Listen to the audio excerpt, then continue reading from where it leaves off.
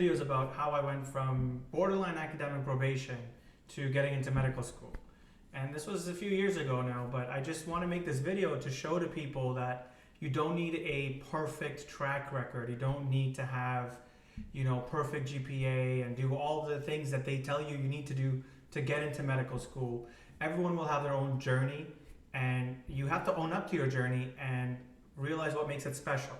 And so throughout the story, I'll tell you what my journey was and some of the lessons I took away, and give you maybe some advice on how to make the most of your journey if you're truly passionate about going into medicine and becoming a doctor, and that's what you want to do. So in high school for me, I was born in India, but I immigrated when I was in basically grade 5. All through early elementary school, high school, it was pretty easy for me. Like for an exam, a test, I would basically study the night before. I'd still get like 90 plus. So high school was a breeze. So I thought college would be the same.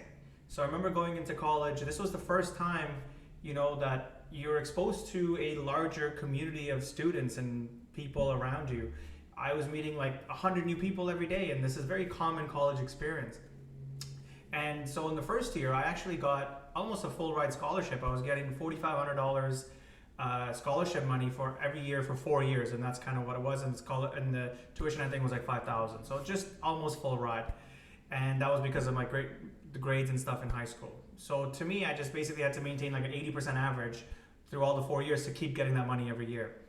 Essentially, first year comes around, I make a lot of new friends. I am living at home, but I was still kind of out a lot, and you get distracted because you're meeting so many people. It's just fun, and you're doing a lot of different things, which is great. You enjoy the experience, no problem.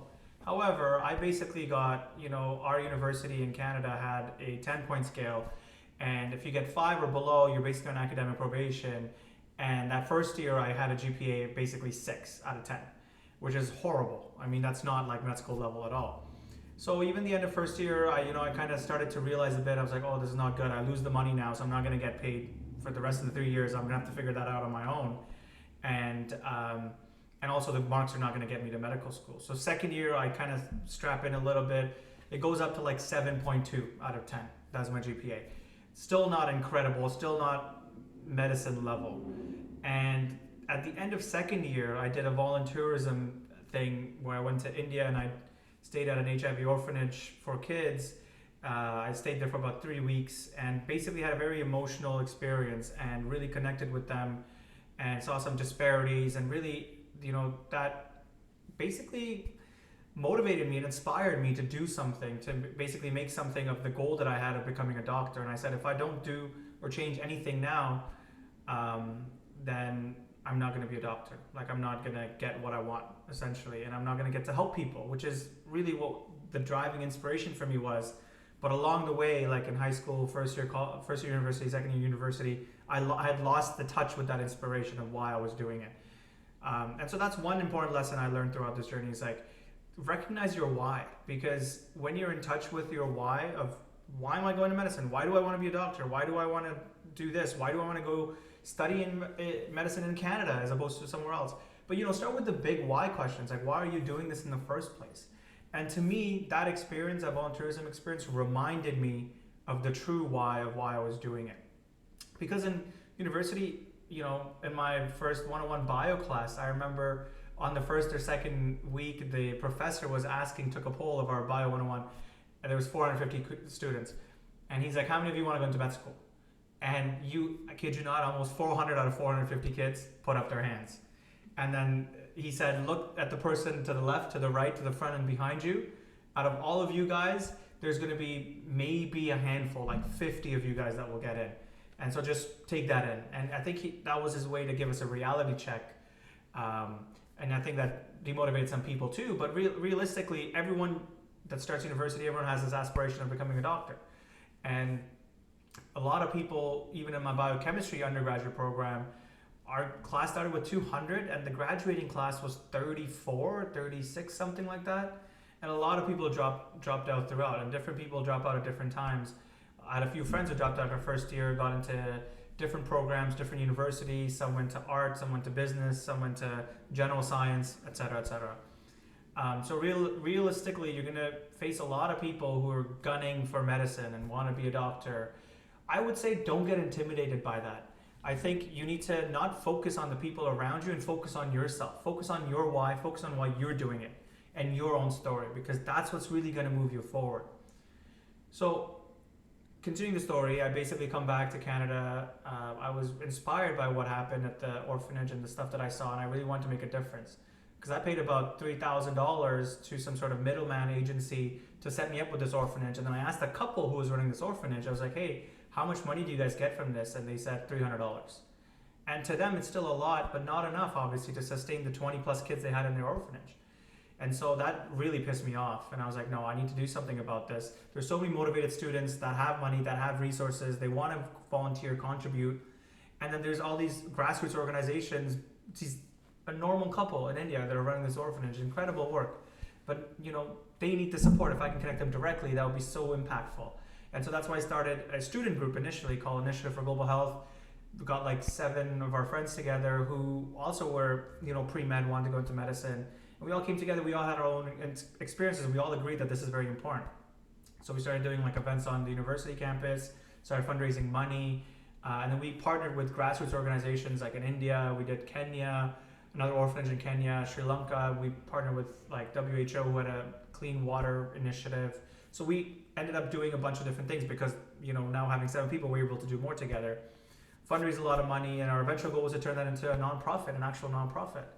The year after, we went back to India, to one of the rural villages, and went to some of the poverty-stricken areas, tea workers, created first aid kits from the money we had fundraised, and we gave it away for free. Because a lot of people who work in the tea fields, live in slums and little cuts and stuff, is actually get septic, and people die from that. And so we just wanted to do something to help prevent that, and it was very simple, but that was one thing we did. Regardless, that really inspired me, and that got the ball rolling on this whole student group nonprofit side of things. I ended up coming back. I got a job at a pharmacy as a pharmacy technician / assistant, just to kind of expose myself more to that. And that was really helpful because I was able to make some money that then helped me fund, the college tuition. And thankfully, my parents were also really helpful. They had saved up for some of my university fees as well. But regardless, I felt responsible for my own education. So I did that, all while finding a research lab, and there was a very generous Dr. Angel. I still remember him. He gave me a break. He's like, yeah, come to the lab, and I shadowed him the beginning of 3rd year, and then in the summertime I did a summer internship, and then I did my bachelor thesis with him in his research lab. So I started to do everything that I knew was going to be needed to apply to medicine. Research, working, this nonprofit thing. And I was also volunteering in the hospital for like many years ever since high school, which I kept doing, and a couple other long-term volunteering activities. And then for school, I realized I needed to get my shit together. And I basically logged in. I gave up, sacrificed a social life. And that's what's needed, honestly, because you realize that you won't get everything in life, and you will have to sacrifice one thing to get another thing, and you just need to realize what's more important for you. And at that time, the way I saw it, I was like, it's 1 year of sacrifice for a lifetime of success is how I saw it. Because if I sacrificed that 3rd and 4th year, really got perfect marks, which I basically almost did. I basically almost got perfect GPA, got A+ and everything except for a couple courses I got A's on. And the 3rd and 4th year, that really made a difference in my GPA. And that comes back later why that's important. And, my cumulative GPA was still low, but those 2 years made a difference. And I realized I had to sacrifice because I wasn't going to be able to do all this stuff. If I wanted to do the research, the NGO, the work, and grades. But I realized it was just 1 year. I just need to fully commit to this. And that summer, I committed to the MCAT as well. While working full-time at a lab, I did a prep course in the evenings. I would commute an hour and a half each way through a bus because I still lived at home. And it was an intense period, but really, that's what was needed. I sacrificed that, and then on the weekends I had time off. I would study MCATs 10 hours straight. I would just sit down and study for 10 hours. And thankfully I had very supportive parents that allowed me to do that, and it was needed, really.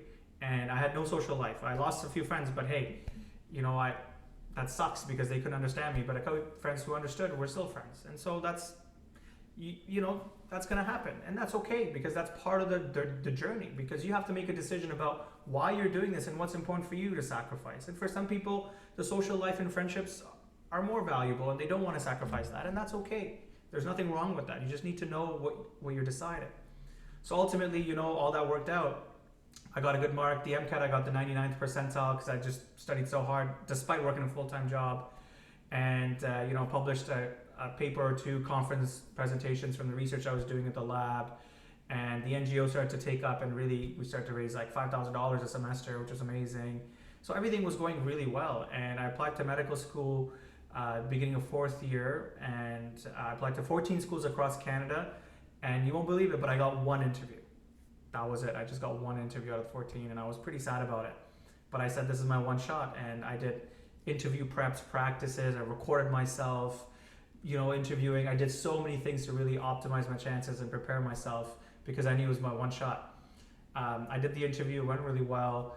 I was waitlisted, and so I'm like, oh, okay, well, maybe this might not happen. So I had prepared already to apply for a master's. I was going to do some extra research to bolster my academic side of things, because I figured that was my weakness, so I wanted to fix that. And thankfully I got off the wait list and I got into med school, and I went to Queen's, which is statistically one of the harder schools because they only have 100 seats. I think that year there was like over 4,000 applicants. So it was very difficult, but it worked out for me. And what worked in my favor was Queen's valued the third and fourth year GPAs more than the cumulative GPAs, which University of Toronto, for example, values cumulative GPA. And so, you know, that my journey was what it was, but the cumulative GPA, because of that, Toronto and New Ottawa, for example, were not as good of a fit for me, and they didn't invite me even for an interview. But ultimately it didn't matter, because at the end of the day, I'm still now a practicing ICU doctor and doing what I love, and that's all that matters. You really just need one chance. And so, you know, that's the other lesson I learned, is that while I was going through all this, a lot of people were telling me, you know, it's so difficult. You'd hear stories about, oh man, this guy had a perfect GPA, he had 14 interviews and he didn't get in anywhere. And I remember hearing all this and thinking to myself, yeah, but that's not me. And I think that's a very important thing that really took me far, was that I didn't take on other people's stories. It's not my story. It's not what I'm doing. It's not why I'm going into medicine. It's my why. My skills, my, you know, perspectives are different. My journey is different. And so I would really, really encourage you, if you're watching this video, yeah, you're probably questioning yourself whether the journey is worth it, whether the sacrifices are worth it, whether you're going to make it. And I'll tell you, I don't know if you'll make it. But ultimately, if you're doing it for the right reason, you're doing it because you're really passionate, you really want to help people, you've had some inspiration naturally that's come about, and, you know, you're drawn to this, then I would say stick with it, because at some point you will be successful. Yeah, maybe not the first cycle. I got pretty lucky that I got a first cycle, but when I got into med school, the average application cycle is like 2.5 or 2.6 or something like that. So the average applicant applies over 2 times before they get into med school. And presumably it's more difficult now too, because I think, you know, med school seats haven't kept in pace with the number of people applying over the years. So I would say, you know, really, really don't take on other people's stories. Figure out your why and stay consistent. If it's genuine and you're truly passionate about it, stay consistent with it. And then lastly, know that there will be sacrifice. But the way to look at it is that short-term sacrifice for long-term success, in my mind, that's a no-brainer. For that 1 year that I worked super hard, the rest of medical school and residency, to be honest, for me, medical school was truly quite a breeze. And they're really helpful, supportive, and I really enjoyed medical school. I had my own freedom, independence, travel, other experiences, met a lot of friends, and still learned a lot, and still ended up where I needed to go. So all in all, I would say know that the journey will require sacrifice, and it's up to you, because it's your journey, what you're willing to sacrifice. And the way you figure that out is if you know why you're doing it, what your priorities are. And if you have a big enough why, as they say, then anyhow is tolerable. And really, I tolerated that 1 year of intense work, intense fatigue, and really it was worth it. I look back and I was like, wow, that was a no-brainer. But during the process, it was very difficult. So leave some comments if you have questions, if you need some additional guidance or help. But I really hope my story gives you some hope, because, you know, it doesn't matter if you're on academic probation, you've failed a couple classes, which I have, you know, you will still make it as long as you you're true to your own story, your own motivations, and you persevere. And I hope this video helps. Thank you.